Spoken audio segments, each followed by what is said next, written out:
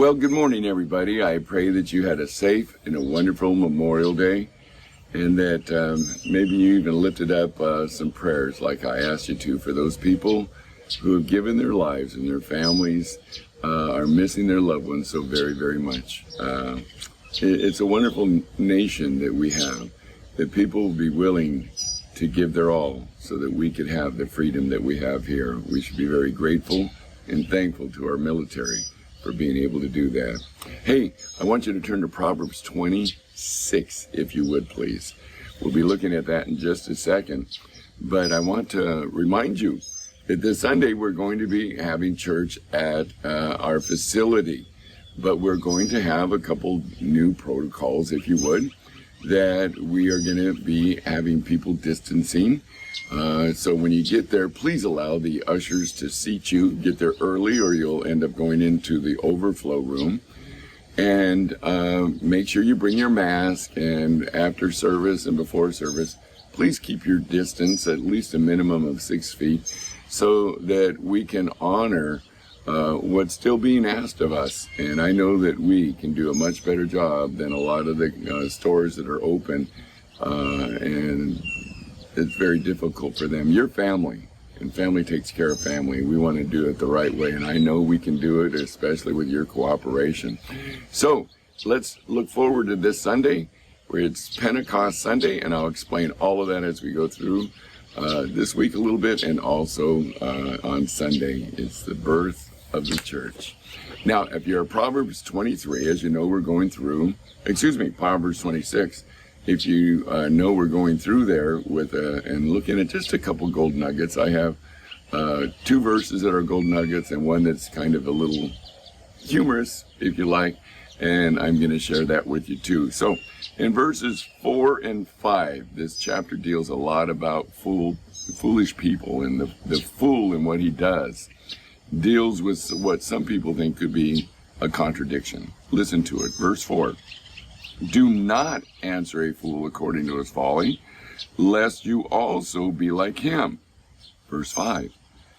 Answer a fool according to his folly, lest he be wise in his own eyes. I've had people ask me, isn't that a contradiction in the Bible? One time it says, don't answer, and the next one it says, do answer. No, not at all. What it is sometimes you just don't even encounter or engage with a foolish person in the way they're talking about God, because you don't want him to think that you agree with him at all.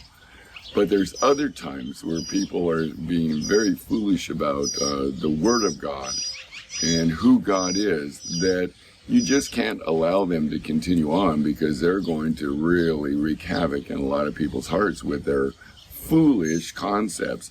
So you go, no, that is wrong, and I'll tell you why it is wrong. This is what the Word of God says in its full context, and stop saying what you're saying, because you are wrong. So you're correcting that person. The other one, verse 4, deals with you don't engage with him because he's going to think that you agree with him, and he's going to go away doing it more and more and more. So you just say, that is so foolish, I'm not even going to bother talking to you about that. You're a fool to think so. And so it's not a contradiction. It's a situational decision on what you do. Now, what is the next verse that I said is a little bit foolish? Well, let me set it up this way. A lot of people like to bet. I enjoy a good bet. But I don't bet money or food or drinks or any of those things. I bet Bible verses. What? You might be saying, Bible verses you bet? Yes. No, I don't tear them out of my Bible and give them to somebody. But for an example, I was playing golf with a chiropractor, and we had a bet on the game on who would win and who would lose. And what was the bet?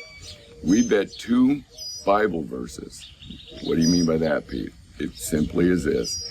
If I lose, I have to go memorize 2 Bible verses that I don't have memorized and go back and quote it to him. If he would lose, he would have to memorize 2 Bible verses and come back and quote it to me.